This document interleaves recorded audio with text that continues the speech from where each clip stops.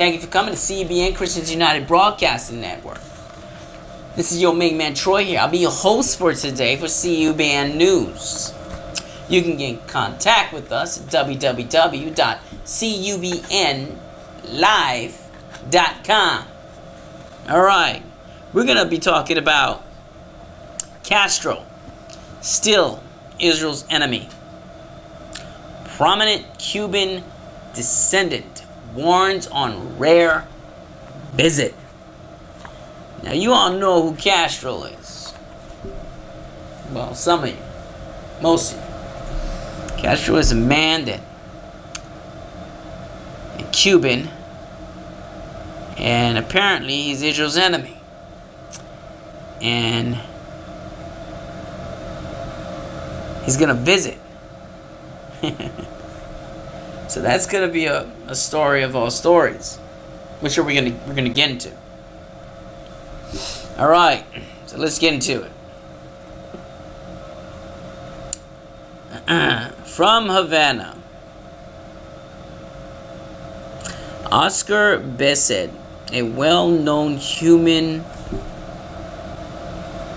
rights activist from Havana, spent over a decade in Cuban prisons for a host of alleged crimes, dishonoring national symbols, public disorder, inciting delinquent behavior, and ultimately crimes against state security. They put me in a very tiny cell full of tuberculosis patients, he recalled last week. In another case of the previous treatment he received for the publicly opposing the regime, the prison guards threw him into a small cell with mental patients who had not been given their medication. They are more subtle than Hitler and Stalin, but they have the same mechanisms, he said of the leaders of his home country. While he witnessed fellow inmates being electrocuted and enduring physical abuse, Biscet was only subjected to what he calls white torture, which includes prolonged solitary confinement, extended periods of the total silence followed by booming music, and other psychological abuse. They constantly reminded me that they could do with me whatever they wanted at any given time. They could kill me. I know I am taking a risk, but I have to continue fighting for freedom. On Monday, Biscet, who was released from prison 5 years ago, but until now had not been allowed to leave the country, wrapped up his first ever trip to Israel.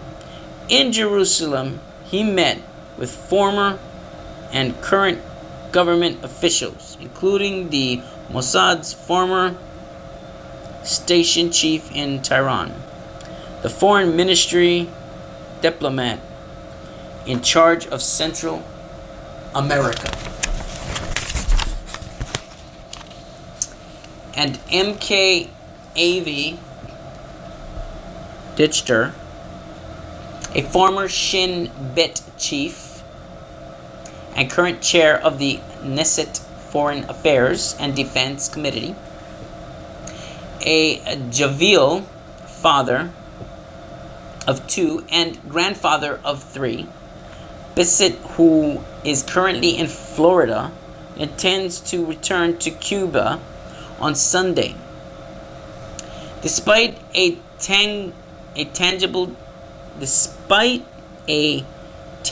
danger, he could be incarcerated again or worse. Of course, I am afraid they could kill me. I know I am taking a risk, but I have to continue fighting for freedom, he said in Spanish, speaking through a translator. The main purpose of his trip, for which he left his home country for the first time in his life, was to warn the world, and particularly Israel, of the regime in Havana.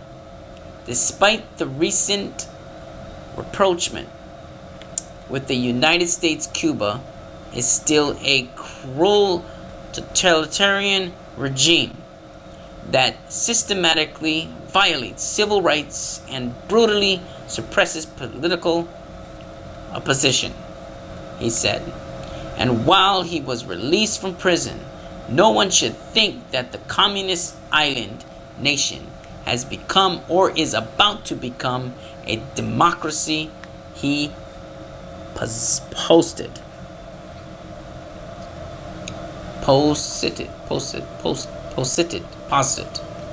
The fact that I'm here is not because there are any changes or liberties in Cuba, he told the Times of Israel in a Jerusalem cafe, referring to the fact that he was allowed to leave the country despite his circumstances of the regime.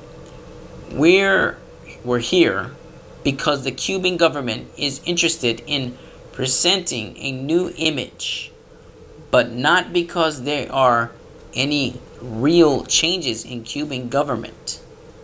In December 2014, the United States reestablished diplomatic relations with Havana, declaring an end to decades of enmity. Isolation has not worked, U.S. President Barack Obama said at the time, announcing a new approach in March. Obama became the first American leader to visit the island since 1928. The new American policy of the diplomatic engagement with Cuba is a mistake, said Joe Azel, a senior research associate at the University of Miami's Institute for Cuban and Cuban American Studies, who accompanied Biscet to Israel, because it's a policy that embraces an oppressor and ignores the oppressed. It's a policy that chooses to side with the bad guys and not with those who fight for democracy. Contrary to what many people believe, Cuba has not changed for the better since Fidel Castro handed the scepter to his brother Raul a decade ago, he argued. There is absolutely no movement toward democracy or any political change, Ezel asserted. The U.S. government's argument that a diplomatic opening and some sort of economic engagement will lead to democratization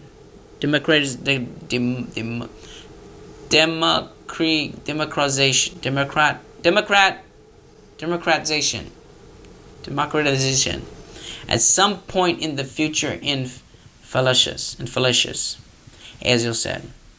China and Vietnam opened their markets to the West decades ago, and today are certainly wealthier because of it, he said. That speaks well of capitalism, but they have not advanced one step toward political freedom. To suggest that the economic changes led to political freedom is demonstrably false. It is true that economic sanctions imposed by the U.S. over decades have failed to change the dictatorial dictatorial nature of the regime. Regime exile allowed. But there are 190 nations in the world that always had diplomatic and economic ties with Cuba. And that also did not lead to democratization, he argued. So if you cite to me one example of a policy failure, I will reply that there are 190 examples of policy failures.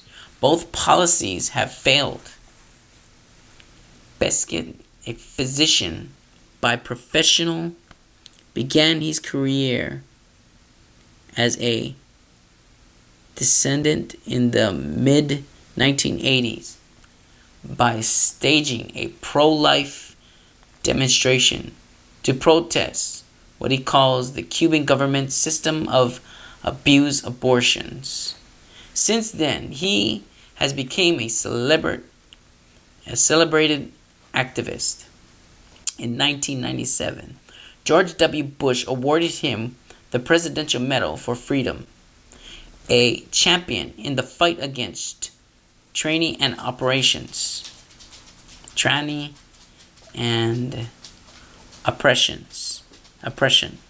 A decade and a half later, in 2011, the rock band U2, during a concert in Miami, lauded Biscet for his courageous fight. Hold him your thoughts, hold him in your prayers. This week he made the trip to the Jewish state to warn Israelis not to let their guard down. Castro is Israel's number one enemy, he said. The regime has one of the world's best intelligence services and sells information to countries and organizations that seek the Jewish state's destruction, and has also hosted Hamas and Hezbollah training camps, he noted. I am worried about Israel and its relations to Cuba because it's the only example of democracy and liberty and freedom of religion in the Middle East. And Cuba is a dictatorship that violates all those basic rights, Biscet said. As Israelis travel to Cuba and enjoy the beautiful landscapes and beautiful beaches, they perhaps don't realize that the dictatorship is also undermining the state of Israel whenever it can. Havana unilaterally cut ties with Jerusalem some 40 years ago and has been a fierce critic of Israeli policies ever since. For decades, Israel and the U.S. were the only countries supporting an economic embargo of the nation, given Jerusalem's close ties with Washington. Israel was widely expected to follow Obama's course of detaining with Cuba. We have no conflict with Cuba. The disconnect between our countries is unnatural. A diplomatic official in Jerusalem told the Times of Israel last year. If you want to sleep with the enemy, go right ahead. But understand that you're sleeping with the enemy. Biscet and Aziel, the University of Miami scholar, are not telling Israel not to establish diplomatic relations with Cuba, something Jerusalem would be interested in, though Havana seems currently disinclined. Since all other countries in the world already have such ties, however, they want Israelis to be fully aware of Havana's hostile stance and its destructive influence influence to the world. If you want to sleep with the enemy, go right ahead. But understand that you're sleeping with the enemy. Cuba is still absolutely Israel's enemy, as you said. It's a regime that has always been anti-Semitic, anti-Israel, pro-Palestinian, he said. It's a regime that has a very close alliance with Iran, and a regime that represents dangers for the national security of the United States and also for Israel. Besides, he's anti-Castro advocacy.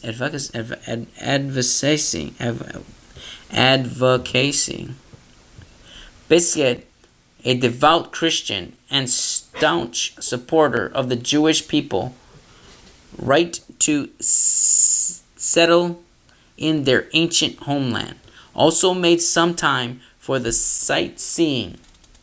He was particularly looking forward to sticking a note into the Western Wall.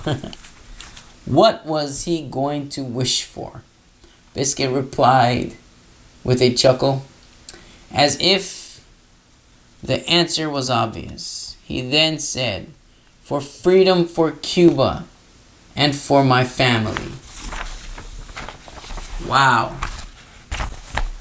So this man was basically went through hell in prison. And now that they want to change it, they let him go. They want to change how they act there and how they govern and how they treat people. So they know that if, when the United States win it, they know that that these things would be checked into.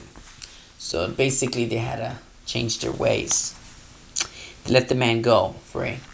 So now this guy's going to Israel and he's telling people over there that you guys need to watch, because he sees all what's there and he knows all. So now he wants to warn Israel about what's going on. It's very spooky how these things happen. Thank you for joining CUBN, Christians United Broadcasting Network. I'm your host, Troy Gomes, and we are out.